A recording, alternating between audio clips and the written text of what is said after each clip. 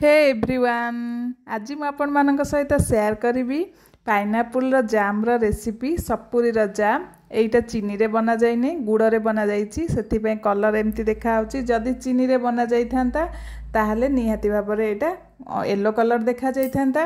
तो एटा स्पेशली छोट छुआ मानक पई बनैछि छोट छुआ माने जाम स्पेशली भल पाई थांती खाइबा पई तो सेति पई एटा गुड़ रे बनैछि।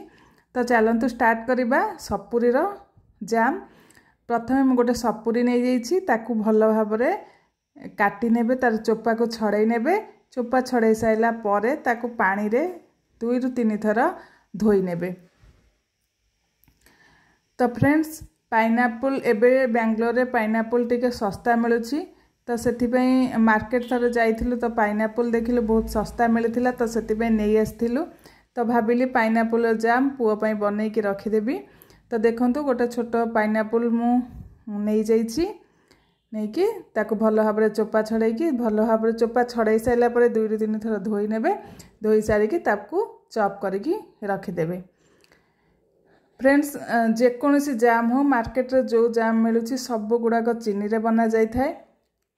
तो आपण माने घरे जदि जाम बनाउछन्ते निहाती भाबरे गुड़ रे बनांतु एटा गोटे हेल्दी वर्जन आ छोट छुआ मानक पई तो जल्दी जदि बनाउछन्ते जाम निहाती भाबरे गुड़ रे बनै कि खांतु तो एटा भल रहइबो। सेति पई आपण माने फुल वीडियो देखिबे पाइनापुल जाम घरे बनैबे पाइनापुल हो जे कोनोसी फ्रूट रो जाम बनै कि रखि परिबे। तो एई प्रोसेस रे रखि परिबे रखि कि आपण माने छुआ मानक देई परिबे आपण माने निजे मध्य खाई परिबे। फ्रेंड्स भल लागुथिले वीडियो निहाती भाबरे फुटिज पसंद चैनल को सब्सक्राइब करिवे आ लाइक शेयर कमेंट करिवे। देखंतु मु पाइनापुल को सब एभला छोट छोट पीस करके काटी नै छी काटी साइला परे तापरे ग्राइंडिंग जार नै आसीबा जार नै आसी कि सेथिरे देई देबा ग्राइंडिंग कर देबा किछि अल्प पानी देई कि भल भाबरे स्मूथ पेस्ट बनै नबा पाइनापुल रो। देखंतु एई भली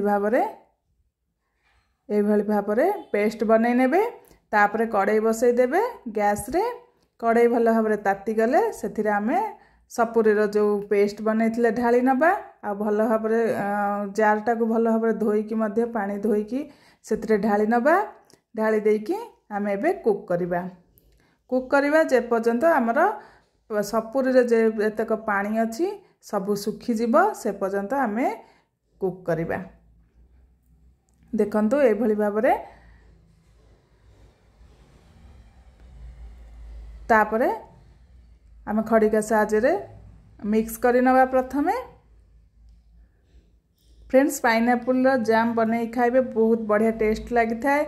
एटा रुटी पिठा परोटा सबुथिरे खाई परिबे बहुत भल लागि थाए। तो ब्रेड रे मध्ये आपण माने खाई परिबे। एई भली भाबरे जेतबेले फुटिबो 3 रु 4 थर देखंतु एई भली टिके फेण फेण ऊपर को भासीबो। तो एई फेण फेण गुडी को काढी नेबे प्रथमे एई फेण फेण गुडी को प्रथमे काढी नबा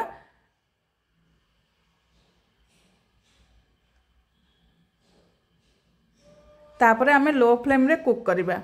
प्रथमे 2 रु 3 थर आमे हाई फ्लेम रे कुक करिबा तापरे लो फ्लेम रे कुक करिबा।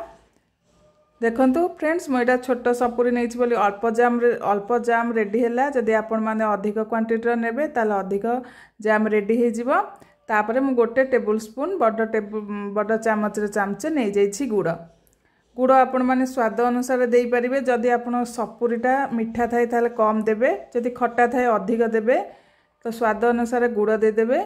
गुड़ दे दे कि आपण माने भल भाबरे मिक्स कर देबे आ लो फ्लेम रे पूरा छाड़ी देबे पानीटा पूरा सुखिबा पर्यंत मझिरे मझिरे ए भली भाबरे गोळौथिबे आ लो फ्लेम रे छाड़ी देबे पानीटा पूरा सुखी गले हमर जामटा रेडी हे जिवो। देखंतु धीरे धीरे हमर पानीटा पूरा सुखी आसलानी। देखंतु एबे पूरा पानी सुखी आछि आ पानी जमा भी नाही सपुरी रे। तो एबे हमें गैस रो फ्लेम को ऑफ कर नबा ऑफ कर दे कि पूरा ठंडा होआ जाय छाड़ी देबा। आपण माने चाहिले विनेगर मध्ये पकै परिबे तो मु एठी किछि भी पकैनी कारण जेहेतु मु अल्प बनै छी तो एटा बहुत अल्प समय रे सरी जिवो। जदि आपण माने बेसी बनाउछन्ती तो निहाती भाबरे विनेगर ऐड करिवे नहले लेंबुर रस मध्ये ऐड करि परिबे।